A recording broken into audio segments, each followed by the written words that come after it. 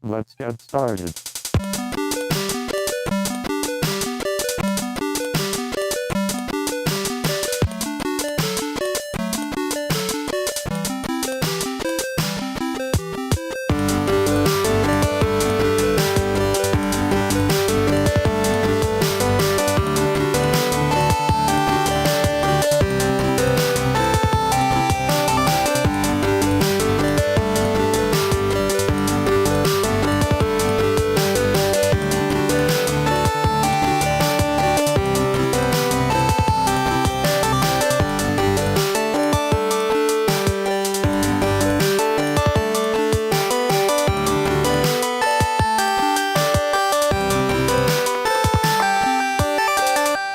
All right, everybody, and welcome to the Bonus Stage Podcast, episode number 30. Recording this on Friday, May 3rd.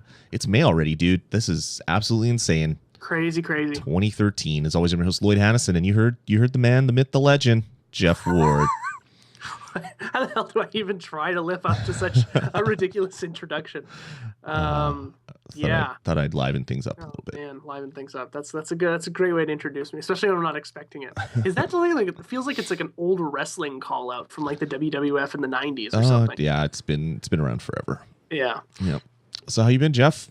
Been a lot better than you, I think. This week's been really good. I've been busy with work and stuff, so I haven't had time to play much. But the good thing about being busy with the amount of work I've been with this week is that I've had a ton of render time sitting around. So, I've been doing like 2 and 3 hour renders every night. So cool. I can go in and play, a bunch of Minecraft with Tom, which I've been doing a ton of this week. I'm playing a ton of Skyrim. Not when I say a ton, like, maybe 3 hours for the entire week, and probably like 5 hours for the entire week on Minecraft, right? Which is a lot in comparison to what I usually play. And then I've also been playing a little bit of Civilization Revolution on the iOS because it's kind of just, I'm sitting here and I'm waiting for like a 3 or 5 minute render or something like that. Pull out the phone. It's a good version of CivRev. It's really great, you know, for something that has been so scaled down, they managed to keep a ton of features. Mm-hmm. I think the only big problem with it isn't really an issue with the game. It's more an issue with the hardware. Is when you get like, 80 to 100 turns into a game, it kind of slows down because there's so much stuff that the game has to process. Yeah. And it certainly takes a little bit longer to load into a game, but it's a really fun version. I kind of wish multiplayer was free, but they give you a lot of content in the single player, so it's really hard to complain about it. I bought it when it was $1.99. You know what's a good solution for the whole slowing down thing? Get an iPhone 5? No, suck less so that you can beat the game faster. I like those long drawn out games though, like I'm just kidding. I'm horrible at the game. I hang on by like tooth and nail to win out. I enjoy the game. I'm just not very good at it. See, I never go with the democracy route because then you can't ever wage war without the people going, oh, so we're not going to allow you to do that. So I always go with like a dictatorship, and I, essentially broker peace with everyone. Gandhi likes me, friggin', Alexandria likes me, Saladin likes me. Everybody likes me. You're the friendly dictator. Exactly. But then like... You wear a clown suit. I'm the dance first around to the space race, and I am, I'm just on the border of the space race, but in that you also get ICBMs, intercontinental ballistic missiles. Yeah. So, like my last 2 turns of the game, I'm like, nuke them all! It's wartime. I just lay waste to everyone. They're like, why are you attacking me? I'm like, that's hilarious. I felt like it. I'm about to go to space. I'm in space, bitch. Yeah. It's a fun game. I'm really surprised at how well it translates to the iOS, because actually, I remember playing this game on the 360, and it was pretty poor. And I think it had a lot to do with the controller. So I was surprised that, with the touchscreen, it works as well as it does. Mm-hmm. Awesome. Cool. So anything else? Well, you kind of talked about all the stuff you've been playing. Before we get into the show, just wanted to mention that the Bonus Stage obviously is our weekly gaming news show. We talk about gaming and geek media. We talk about anything to do gaming and geek. And we do it every week on Fridays at 10 p.m. Central at VGPodcast.com/live. Love to hear from you guys. Head on over to VG Podcast and click contact us to send us a note if you want us to answer a question or have a show topic for next week. or you can just like email us directly, vgpodcast@gmail.com. We're also on Twitter. I'm at DazMe on Twitter, and Jeff has won the award on Twitter because he is at Jeff Award. I know that Kyle K was talking about that. I thought that was funny. You know what? It's I get that joke a lot, and for some reason, every time someone says it to me, I think it's funny. You're stuck up, and it's full of yourself, man. That's what the problem is. Yep. It's just your curse. It's your curse. On my website, it says, "Welcome to the portfolio of the award-winning videographer Jeff A. Ward." I like that it's like A. Ward, award. It's just stupid. And I wrote that myself too. Wow. I always look at it and go, "Should I change it?" No. That's awesome. All right, well, let's get into the show. Anything else new with you, Jeff, before we dive into? That's pretty much it. It's been a pretty uneventful week for the most part. Save for a few big-ish stories that we're going to talk about later on in the show. Sure. It's been pretty quiet, and I think a lot of that has to do with people just kind of gearing up for E3. As we kind of get closer, we're into May now. I guess we're about 6-7 weeks away or so from E3. People are going to start to withhold their releases because E3 is when all the big eyes are going to be on the industry. Totally. Yeah, and I took that week off, so we can do hella podcasts during that week. It's going to be a good time. Awesome. We could do like the dailies after the press conferences. Like I think we did that last year as well too when we were on These Dudes. I believe so. I think it's a we haze. It's a fog.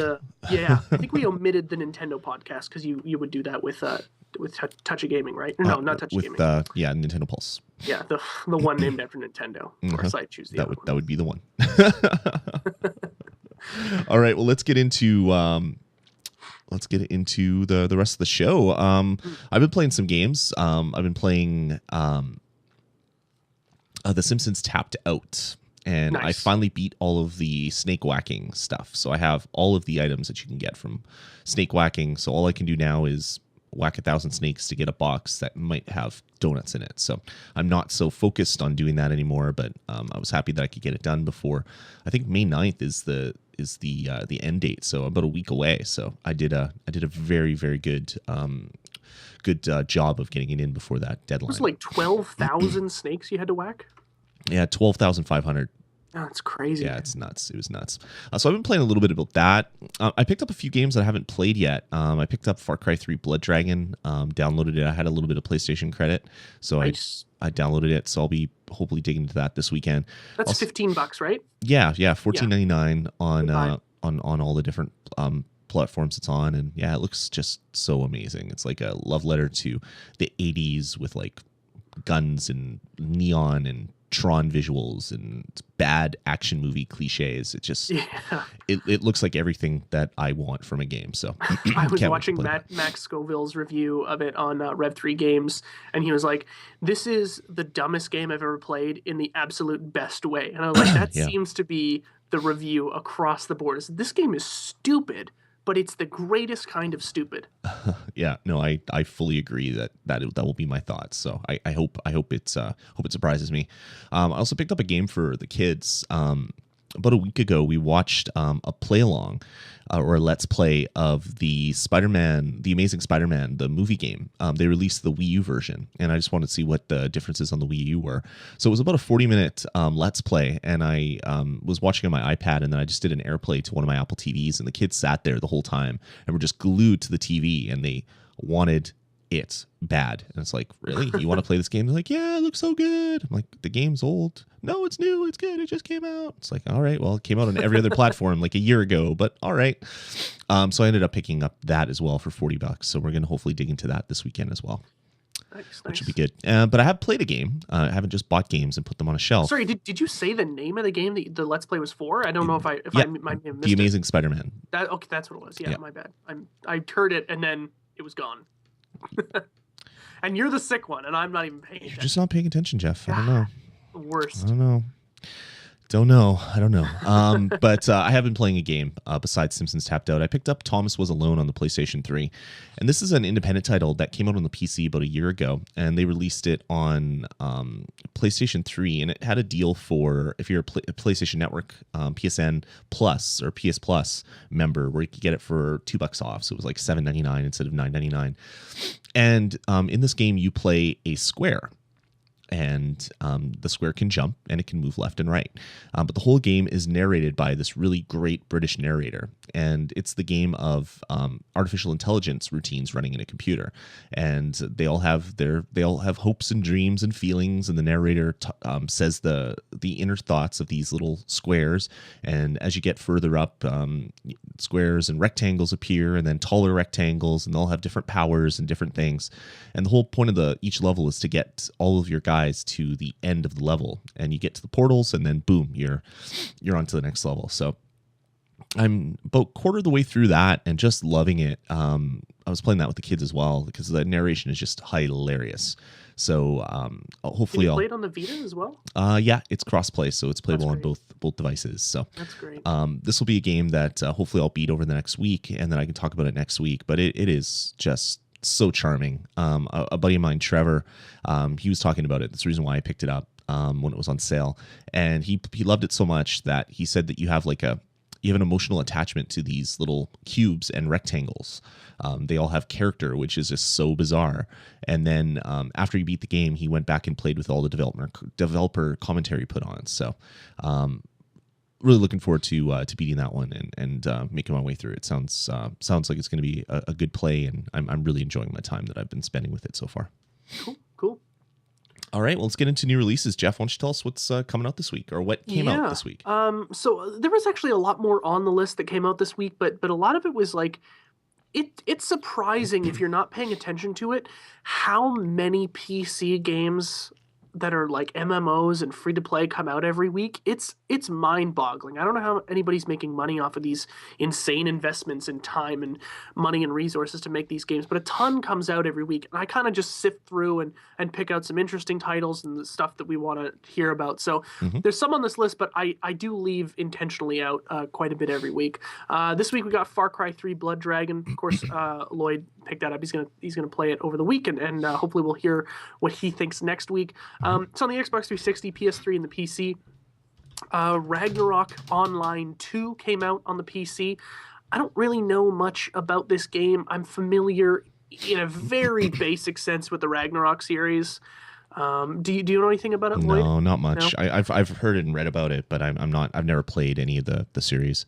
Yeah, it's kind of a it looks to me it looks almost like a anime styled like Ultima Online kind of game. Like it's kind of like this 3/4 view, 3/4 behind view, and it looks almost like a Habbo Hotel kind of thing, like that type of game. That, yeah.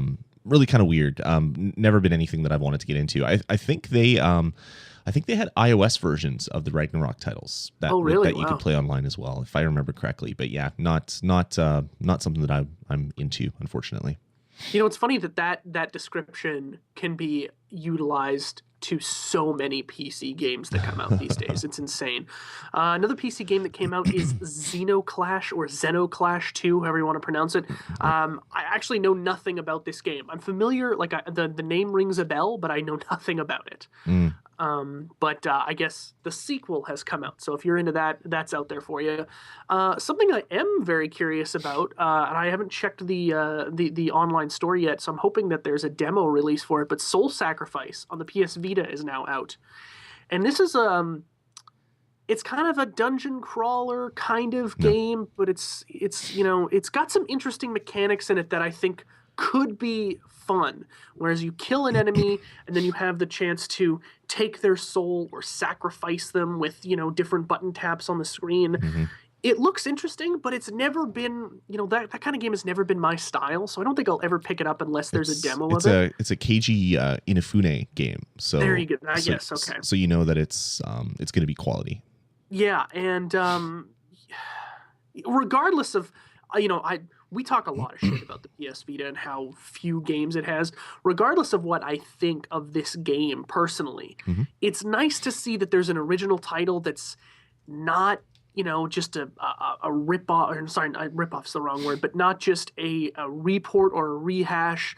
It's something that's designed for the Vita and takes pretty significant use of the interesting hardware that it has. It's still very easy to complain about the Vita, but when these games come out, I try to shy away from saying, "Oh, the Vita has no games," just because there are games out there I don't like. But that said, there are games out there, but they're few and far between, and a lot of them are either weird card games, indie games that you don't want to play, or the two you bought on launch that you already own. So that's coming out, or sorry, that's out. And we also got Might and Magic Heroes 6. This is a PC expansion. It's called Shades of Darkness. I may have misspelt that. It might be Shadows of Darkness, but it's something of darkness. It seems, shades seem kind of weird to me, but I was writing it fast. But that's a PC expansion, and that has also come out. Might and Magic, very, very great series. Tom and I used to play Heroes of Might and Magic 3 all the time on his computer, taking turns with his mouse and keyboard. Some of the most fun I've ever had, like marathon gaming sessions. I'd go to his place on Friday night. We'd start playing at like 6. We wouldn't go to sleep until like 5 in the morning, sleep a few hours, wake up and play all day. That was back in the day, man.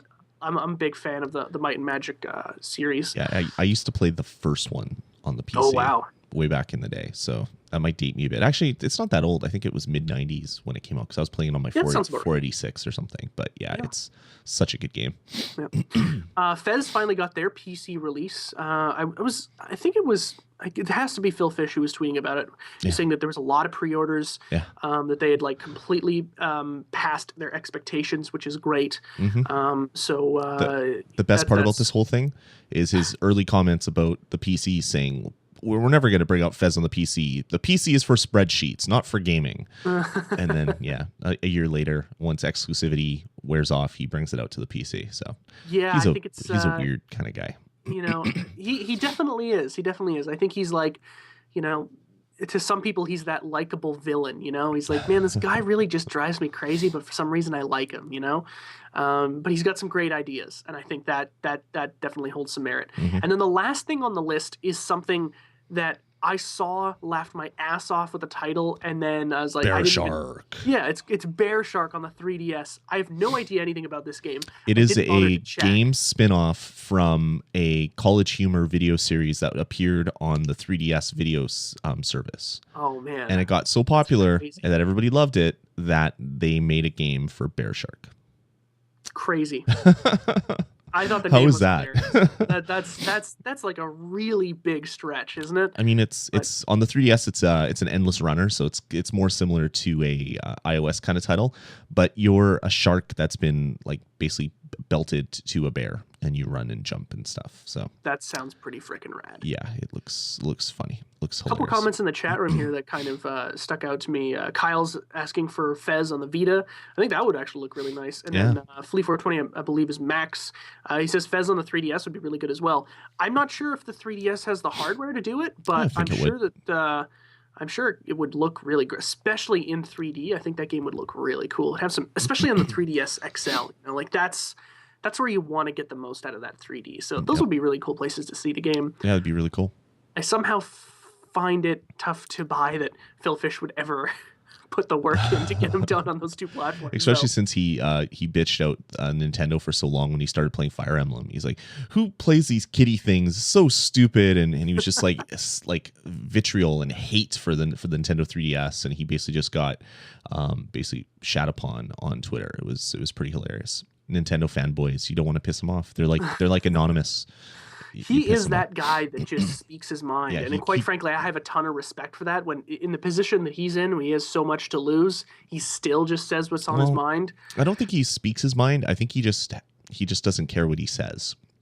That's kind of the same thing, but I think you might be right. Small difference. Like it's not like he has strong views. He just like verbal diarrhea all the time. Like whenever something pops in his head, his filter's busted, and he just keeps coming out. Yeah, USA's girl, just as I said. No filter. We're on the same wavelength there, USA's girl. Yeah. You see, maybe the reason I have respect for that is because I am the same person. You are. You have like your whole rant about parking that I recorded and sent to you as a little clip. Yeah. That was you with no filter. I didn't feel bad about that at all. And I remember getting that voice clip on my iPhone like the next day and playing it back and be like, if you work for the parking department, please just go hang yourself. Like that, just direct quote, 3 seconds of absolute brutality. I sent it to the police. You now have a file open. It'll go into my other file. Awesome. Well, just so you guys know, this is going to be a bit of a shorter show. I'm feeling kind of like a bag of crap. So we're going to just get right into the news. We're not going to take a break. We're going to kind of burn through this pretty quick, but we still thought it was important to get a show out to you this week. So hopefully you enjoy it regardless. To kick it off, I just wanted to give you guys a little note that isn't actually in the show notes, Jeff. Today on the PlayStation podcast, they announced the games for PlayStation Plus in May, which they hadn't actually talked about before. So I thought I'd mention a couple big ones. The first is Sleeping Dogs will be free to play, which I hear is just a phenomenal title that like everybody I know has basically told me to pick this one up. And I almost picked it up on Boxing Day or Black Friday. I can't remember which one it was. And I did not because I couldn't find it for the $20, and now I'll be able to play it for free, which is pretty cool. Mm-hmm. Pinball Arcade will be coming, and it has 4 or 5 free tables, so not just the one that it would normally come with as the demo. So that'll be pretty cool. I don't know what Knit Underground is, but that'll be coming. And Blaze Blue Continuum Shift Extended will be coming, which is a Vita game that a lot of people really love. It's like a 2D fighting game, I believe. So some really quality titles coming for PlayStation Plus members this month on the PlayStation Plus network. Jeff is like, I'm still not convinced. Not going to buy PlayStation Plus. Does it get any better like as the months go on that I keep talking about it? It gets exponentially better every month. Like there's no denying, and I think I've said this a few times, but there's no denying that it is an absolutely. Like, if you are a big PS3 player or even, like, a just casual player who plays a few times a week, you are missing out if you don't have PlayStation Plus. It is a steal. You get way, way, way more than you pay for, which is, obscene. The deals that come out, the free games. I mean, and because the PS3 is native to a massive hard drive anyway, you're swimming in games, really. You really don't even have to buy games anymore, to a certain extent. But I really just use my PS3 as a Blu-ray player. I'm very into the Xbox and the platform and Xbox Live Gold. I'm into that so much that even though it's so overwhelmingly positive, PlayStation Plus, I just don't see myself doing it. Plus, I'm not quite sure how if they're going to carry over PlayStation Plus into the PS4. I have to assume that PlayStation will be charging for online play probably in the PlayStation 4 because I believe, and I think a lot of people as well would agree with me, that their decision to make it free on the PS3 was a horrendous idea. They could have. It's a good decision, as in like philanthropically. Like hey, this you buy the console, you don't have to buy anything else. But from a business standpoint, they lost a ton of money on that deal. And I don't think it could be argued that they also gained a ton of money because people bought the platform because they didn't have to pay $60 a year to play online. That's so true, there's a plus and minus to every argument. It took like 3 years for them to catch up to Xbox numbers. Yeah. So, but now they've surpassed it, and they're doing really good. So I mean, it's it's hard to argue. I would think that if you bought PlayStation Plus now, you would still be able to use that on your PlayStation 3 going forward. I would think regardless what the PS4 does, and then I'm sure that your subscription would be carried over to the PlayStation 4 for whatever that would get you. Yeah, I feel like there's like going to be a restructuring of what that agreement is, though. Like with PlayStation Plus, you pay for certain games to be online activated and that kind of thing. You pay the same amount, but you might be getting a little bit more benefit for it, so to encourage more people to buy PlayStation Plus. I could see that being the situation. Yep, exactly. Yep. Cool. All right, moving on. Let's get into our first real news story that's actually in the show notes. And this one kind of took me by surprise today. One of my favorite games from like GameCube was Eternal Darkness. It was this crazy psychological thriller horror game that would make things happen. Like at one point, it would trick you into thinking that it was deleting your save games. Like it just did all these really weird things. And a sequel's been long talked about, but nothing ever came of it. It looks like Dennis Dyack, his company Silicon Knights, is actually working on a sequel that he's actually going to be Kickstartering, which is really kind of bizarre. Little. I'm really excited for this. I hope to find out more. I think this week they're going to launch whatever crowdfunding program that they're wanting to do. It looks like they're launching on Monday, actually. Oh, so very, very soon. This is one of those games, like, I never played the original, and it's always... You ever like look back on the games that you haven't played and go, this is one that I absolutely regret not playing? Yeah. Eternal Darkness is that game for me. Like, there are few that rank that highly on, this is like, it's right in my wheelhouse, and everybody's like, Jeff, you would have loved it. It totally screws with you. It's got a really interesting story. The gameplay, to a certain extent, is really, really fun. Some of it's a little bit broken, but that was just the struggle of the time. I'm really like mad at myself. I never played that game, but I was in that phase of your life where the critique you have on whether or not you're going to be buying media is by looking at the case. Is the cover art cool? Turn it over on the back. You read a few words and be like, I don't know. That's how I used to like books, CDs, movies. I used to judge them like that. Maybe not movies because I was really into movies. So you were judging your media by the cover. I was absolutely judging them by the cover. I would buy books based on how cool the cover art was. Like, oh, that looks cool. I bet you the book's good. And this was one of those ones that like cast judgment on. I was like, I don't like the font.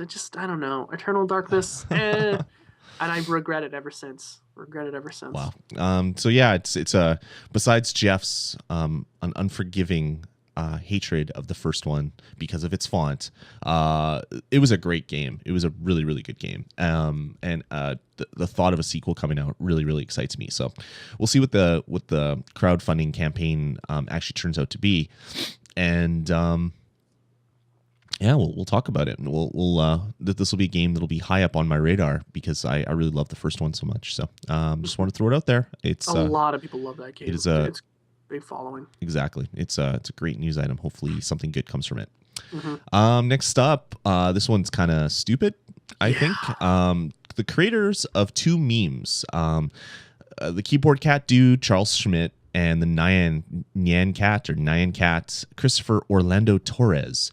They're suing Warner Brothers because when you played Scribblenauts, you could type in keyboard cat and then up would pop up a keyboard with a cat playing it, or you type in Nyan Cat and you would have the Pop-Tart cat with a rainbow and he would just fly around. Apparently they said that Fifth Cell was abusing their copyright, even though they put out all these videos in the public domain and people were remixing them and there's animated GIFs and pretty much everything that could possibly be done with their meme was out there. But they said that Warner Brothers stole this and owes them some money. I don't know. Bullshit. I don't know. I understand that. Like if you actually had like legitimate IP, when you put out something as a meme, you're kind of putting it out there for people to use, and that's like when something goes viral because everybody's doing something with your idea. You can't then like after the fact sue people for doing something with it after the fact. It just seems kind of disingenuous to me. Well, and this whole thing is like, it's one of those situations that to me is just screams this is a blatant cash in. They've never launched any kind of complaint officially or unofficially with anyone else who has taken their meme and remixed it or retooled it to be something else, in which case there are literally hundreds of thousands of. But this one, which has the potential to make them some money, they're like, now it's time to put my foot down and, this is my business bullshit, guys. Like you made some stupid shit on the internet. It got very popular. You didn't make any money off it. I'm sorry. You can't just go and sue a video game for this. You have no intellectual property on this. It's a stupid idea. It's, it happened to catch on, but yeah, like it's just ridiculous. I'm waiting for the Kellogg's lawsuit against Nyan Cat creators because they used a Pop-Tart in the creation of their meme. So yeah, exactly, right. We'll like wait I mean, for that one. that's blatantly a Pop-Tart, you know. And I bet you the gay pride people are gonna sue Nyan Cat for the rainbow behind it. You know, like it's that stupid. It's that stupid. Yeah, it's super dumb. So anyway, I thought I'd throw that in because it was just a scratch your head and kind of shake your head and facepalm a little bit because it's really kind of crazy. I think you put stories in sometimes that are like, I bet you this will get you fired up, and he'll start just. I like to see Jeff's face turn a little red. Oh man, it doesn't take much. Doesn't take much these days.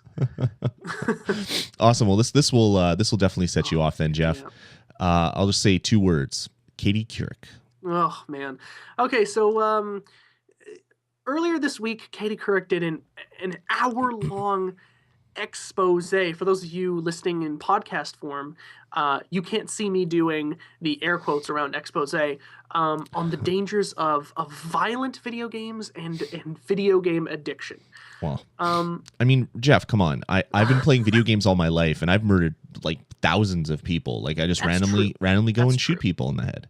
That's true, and to a certain extent, video games are entirely to blame for that. So stupid. I have not murdered anybody. In case anybody decides to call me on that, there has been no killing. I do not own a gun or any other weapon. So thank you. Let me first start out by saying that I don't.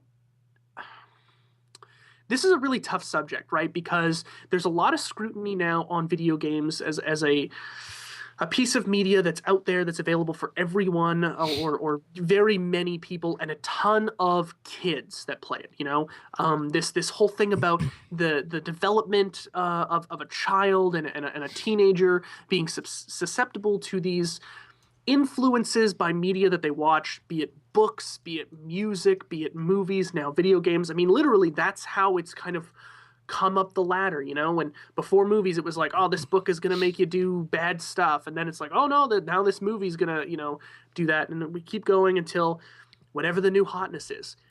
I don't think that there shouldn't be discussion about this, because in this argument there are these tiny bits of merit, you know, things that kind of ring true, that, you know, there might be some kind of triggering system here for some people who are already unstable, already have problems of their own. Yeah. But to come out and say, like this moron Katie Couric did the other day, that they are the identifying factor, that it's fact, that this is the reason why this kid killed some people. She does this story where she gets this guy in who's a pastor, right? They take, the pastor and his wife take Halo 3 away from their son, right? He had been playing it for a ton, like the guy actually said in the interview, he was like, he played it for like 72 hours straight one time, just went to the bathroom and ate food, didn't sleep. Right. Questionable parenting techniques no there. Kidding. Yeah. But, you know, regardless, a terrible incident happened. Once the kid got his video game taken away, he went to his dad's closet or something, found the gun, killed his mother, and nearly killed his dad. That's horrific. Yeah. Horrific. To insinuate and to say out now, like she did, that the video games, the violent nature of the video games, warped this kid into some kind of psychopath who eventually took his mother's life, is completely unfair. Yeah. It's you know, unfounded in any kind of scientific community. Well, Katie Couric is a doctor. I mean, she has multiple degrees. Katie Couric, MD, I believe, is the title of the show. Yeah. You know, and it's so ridiculous that, because some mother's going to watch this and she's going to be like, oh my God, this is going to happen to my son. And that's not the case. It's just people who are overacting. Now, I will say that maybe there is some kind of tangential link between the violence in the video game and, you know, and the end result. I don't think they're one-to-one, but I do think that there should be some discussion and some insight into that kind of that path. I really don't think they'll come out with anything. No. But I don't think that, you know, a lot of people in the gaming industry just go, no, don't look at it. That's stupid. You know, it's completely wrong. I think that's irresponsible as well, too. We do need to kind of look into these things and kind of analyze them. again, I don't think anything's going to come of it. And this guy went through a horrible time, but he's blaming the wrong system here. Sure. I don't know. When you look at our, I let you rant for a little bit, go ahead. mainly because I can barely talk, but I'm going to get into it a little bit. When you look at our, basically, all of the media that we have access to, there's violent music, there's violent TV shows. Like you watch primetime television and they show people that are basically murdered and blood all over the place. You watch any movie now, there's murder and death and guns. If anything, I feel personally that games allow people to kind of work off some of that tension, like to kind of feel better about some of the stuff they're seeing. I mean, when you give like kids growing up, you give them sticks, first thing they do is they play guns. Like they play a game of chase. And that's essentially what video games are. They're not murder simulators. They're just a different form of playing tag. And you're trying to win at the game of tag. And sure, there's some disturbed people that go and kill people. There's also disturbed people that read a book and get obsessed with it and then kill people based on the book, or really love a character that is in a movie and do the same thing. So there's crazy people everywhere. But to come flat out and blame games on all of society's ills is just, it's at the very least it's untrue, and at the other end of the spectrum it's downright criminal. I mean, that is obviously not the cause of all these murders. Having guns in easy access is probably something that they should maybe look at first. Get rid of a lot of the easy access to weapons, and then people won't be taking guns and shooting people. Like there was a story recently where someone bought their 2-year-old or 4-year-old a gun and then they shot their 2-year-old brother. Like if you didn't have this stuff in the house, none of this stuff would happen. And not to say that guns cause all these problems, because they don't, but if you don't have a gun, maybe you'll go for a knife, or maybe you'll go for a bat or something. But it's just like there's a bigger issue than just saying, oh yeah, video games. Because if you remember, the start of the crumbling of our society was Mortal Kombat. And because Mortal Kombat existed, we were all doomed to burn by some of the Bible thumpers that were out there talking about some people still use Twisted Metal, the video game from totally. the PlayStation 1 era, as like a catalyst. In this thing, they had B-roll of Mortal Kombat 2, and they had a scorpion pulling off his hood and lighting someone on fire. It's like, really? This is a game that came out in like mid-90s, and you're using this as proof that video games are responsible for all of this stuff? Yeah. I mean, it's just... She's completely out of touch. And I think that's where we, in this industry, right? Us, the farthest ring of that industry, right? That's where we should take issue, is that she has no experience in this medium, and just coming out and attacking it like that is not the way you fix a problem. There's a problem here. Video games might have something to do with it. I really, really doubt that. But if you're going to take a pragmatic look at it, I don't have a problem with you talking about it that way. She gets this forensic psychologist, Michael Wellner, right, on the show. And she's at one point in the show, she speculates that maybe video games cause a release of dopamine and suggests that maybe more research is needed. And the guy, the forensic psychologist, smiles and says, well, sometimes research isn't needed. When is research not needed? Yeah. In what crazy, when you're paid situation? To come to an outcome in a study. Yeah, it's absolutely bonkers. Yeah. It's bonkers. And anything causes a release of dopamine. Anytime that you do good at something, you win a game of cards, there's a release of dopamine. That's why it feels good to win. Yeah. So yes, it does. That doesn't mean that you're going to go kill someone to gain that same feeling. Like it's just there's no link, there's no causality between the two things. Yeah, and the guy ends up going on late. Oh, sorry, go ahead. I'm just going to say there's been hundreds, or maybe not hundreds. There's been tens of studies done on this, trying to link violence to video games, and none of them come up true. And if anything, violent crime amongst young people has gone down since the advent of video games. Back before the video game era, there was a lot more violence where people were beating people up, stabbing, shooting. And this is kid on kid stuff. Now there's less. Maybe this allows people to play out some of their frustrations. Like there's probably other things that are at play here. But for Katie Couric to come out and just say, video games are the death of our society, and yeah, and it's just stupid. And even better, she said, okay, well, if you guys don't like it, why don't you tweet me some of the good things about violent video games? It's like, why do you have to talk about violent video games? Why can't you just say video games? Like, because you're damning all video games. You're not just damning violent video games. But overwhelming majority of them are violent. But I totally understand what you're saying. Like, but even then, like, yeah, I've been playing games all my life. I play games with my children. I used to watch Bugs Bunny when I was growing up, and this is when Bugs Bunny was violent and racist, and I'm neither. I grew up watching this stuff, so obviously I'm an impressionable person, so I'm going to be walking around in blackface and shooting people and dropping anvils on their head. But no, because that doesn't happen. They've sanitized all of those cartoons now. You can't watch the cartoons in the same format that I watch them in because they're so bad for society. It's like, really? There was an episode of Woody Woodpecker where he committed suicide by shooting himself in the head, and then the end of the episode, he was in hell. Yeah. Like, that, and it's like, any 5-year-old can watch that. It's very, backwards, and it's certainly lopsided. The media, the mainstream media, tends to jump on this when, there's this incident that's horrific, and they're like, okay, people are looking for answers. We need to find an answer. Let's just throw some bullshit out there that everybody's jumping on anyway, and we'll just pile on. And that's what gets me. Like this guy ended up going on to say, he was like, listen, video game makers need to be held responsible and regulated like the tobacco industry.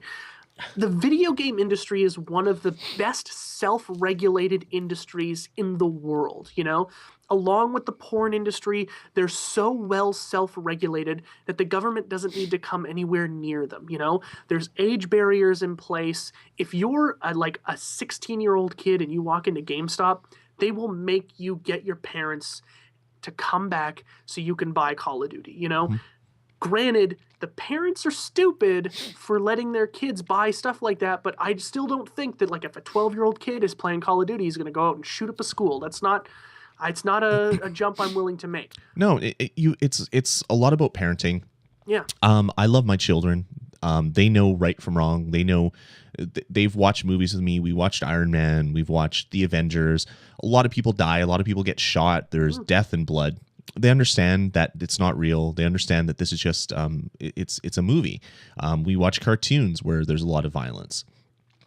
Because I sit there and I spend time with my kids, and I don't use the television as a babysitter or video games as a babysitter, and I actually talk to them about the stuff that is happening on the television.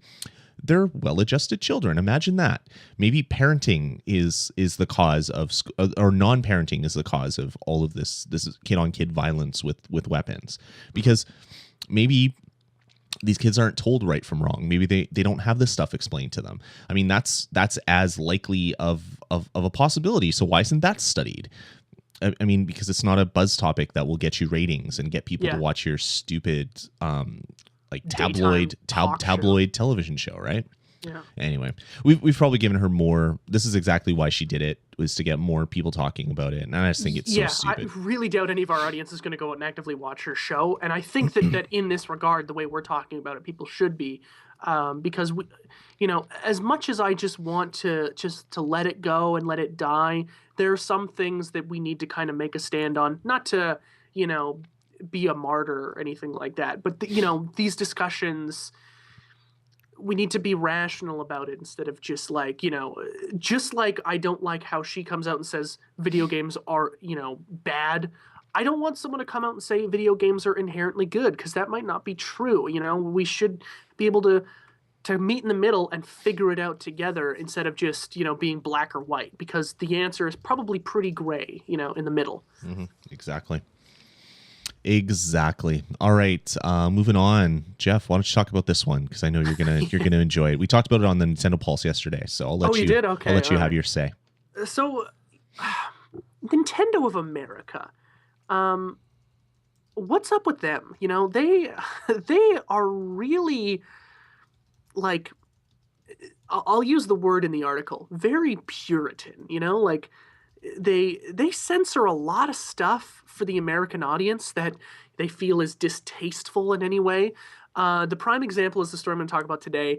There's a new Fire Emblem DLC out, and in this pack, there's like a splash image that features a bunch of characters, and one of them in the Japanese version is like basically a girl in like a bikini, and there's like an ass shot. In the USA version, they put like a black kind of cape thing flowing out of screen that's covering her up. Mm-hmm. It's the most ridiculous thing I've ever seen in my life. Even worse, this is a DLC that you pay $3 for. So take the 300,000 people that have bought Fire Emblem, then divide it into a group of people that have paid $3 for this DLC. So that is a fraction of a percentage, I'm sure, because there's been a lot of DLC coming out. And then to get these cutscenes, you have to stand on a specific tile on the map, and then it does a cutscene of 4 characters. So will people know about that? Will they just happen upon it? So take that small little like onion thin slice or onion skin thin slice of the people that have bought the game, bought the DLC, and then divide it even more. It just seems like a totally unnecessary way to censor it, because everybody else, like all the dudes, they're in their swimsuits, and that's apparently fine, but showing this girl's butt in a bikini is bad. And the funny thing is the way that they block it, it actually makes it look like she's naked, so it actually looks even worse. It's even more subjective. You can't see like the strap or anything, and it's like, well, what the hell is that?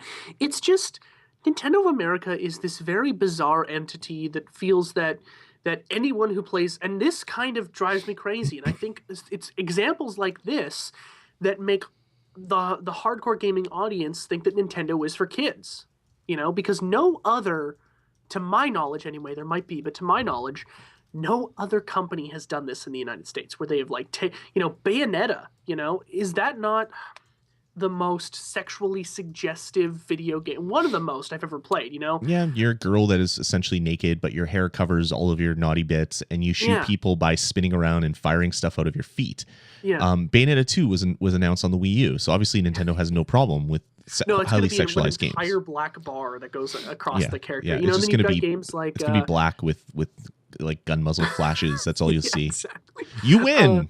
Like, what did I do? I didn't do anything. There's games like Lollipop Chainsaw, which are this overtly, sexualized character, and Nintendo is like, well, I can't show this girl's ass. I mean, that's just too much, And it's Nintendo of America. It's not Nintendo, Japan or Nintendo Asia. It's just Nintendo of America, and it really is. It's bizarre, and it's just that. First of all, you're totally right, Lloyd. You have to really go out of your way to find this cutscene to begin with, right? Or you can just go on Google and Google it. So that means that there's such stringent game checks that everything has to pass some certain code that Nintendo of America has. Where is the, not that this is artistic in any way, but where's the artistic integrity here? That like we have to change our game to get it released in Nintendo of America because they're too holy for us. It's just bothersome. Even better, in the game, there's some suggestive commentary that people have. Like this one girl talks about her pointy jubbly bits. And it's just like, so she's talking about her boobs in the game, and that's in the text. And apparently that was okay to talk about. But showing an image in a DLC that someone had to buy the game and then pay for is just like, really? Oh, Nintendo. Yeah. You make us shake our heads. Adding to the, barrel of just idiosyncrasies of Nintendo that just boggle my mind, just piss me off, really, quite frankly. Yeah, they're crazy. Yeah. Speaking of, we'll move on to our last story for the day. As I said, it's going to be a quick show. Yeah. This is more crazy Nintendo stuff, but it's actually kind of a good idea. Nintendo has basically been slowly shutting down all the network services of the Wii. So if you had a Wii, you used to always get blue flashy lights every morning or whenever a message would come out. They've been slowly turning off things like the RSS feed news thing, the weather. But apparently the message system is still open, at least for now, because I sent a message out to every Wii owner saying, the Wii U is an all-new home console from Nintendo. It's not just an upgrade, it's an entirely new system that will change the way your family experiences games and entertainment. Oh, man. I love that voice you put on to read that, because I feel like that's exactly how, like, all right, like Reggie's there and he's like, take a note, secretary, and he's like, and that's exactly how he relayed it to her. Take a letter. Take a memo. Janice, take a memo. Exactly. All right, see. Man. we're gonna talk to these people. Yeah, it's Nintendo knows they've been off point on this. They've been off message. They really know that they have to start being better. And it looks like they're starting to do that.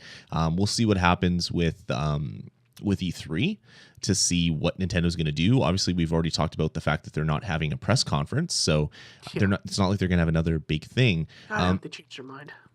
I don't know. Nintendo, hire me. Pay me a little bit of money. Pay me like a fraction of what Reggie gets, and I will turn your damn company around.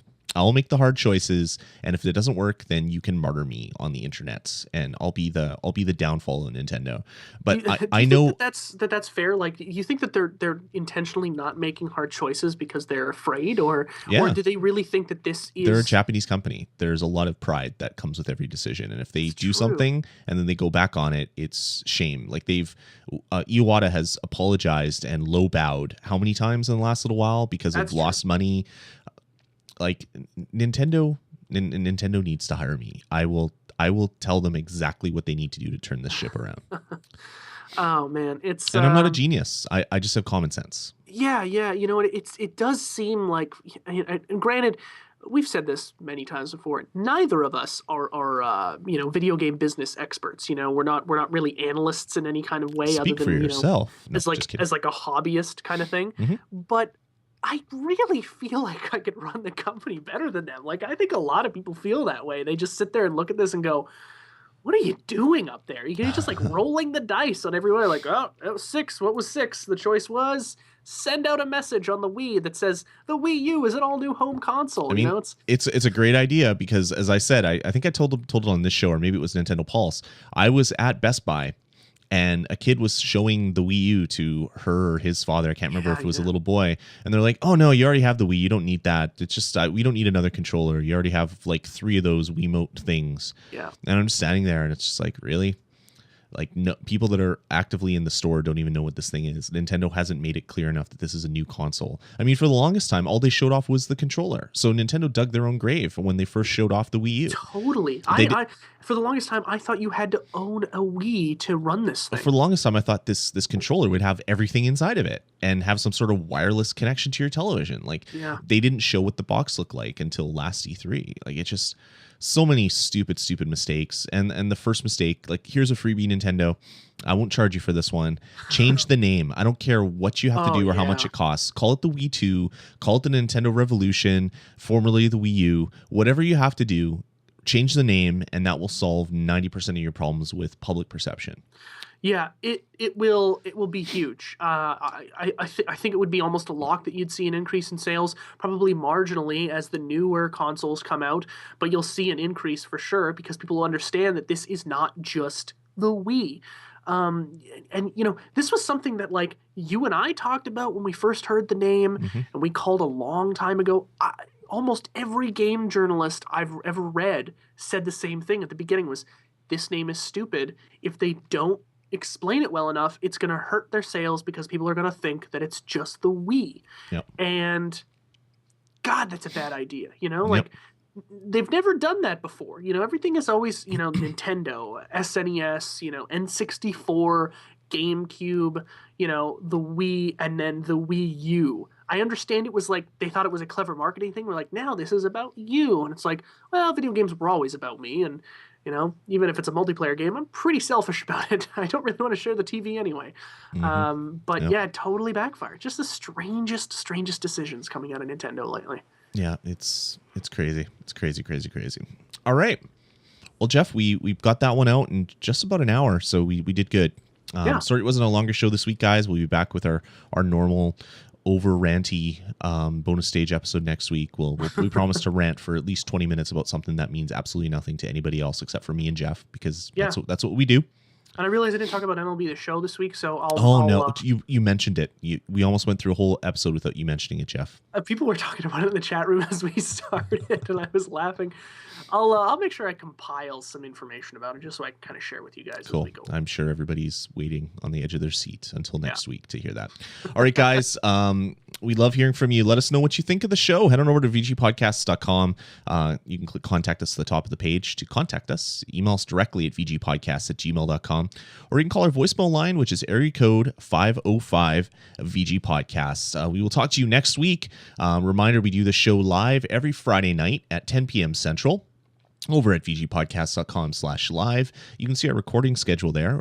We do Nintendo Pulse and Touch of Gaming on Thursdays. We do this one on Fridays. We sometimes do full on indie on Wednesdays. So we have a full slate of shows.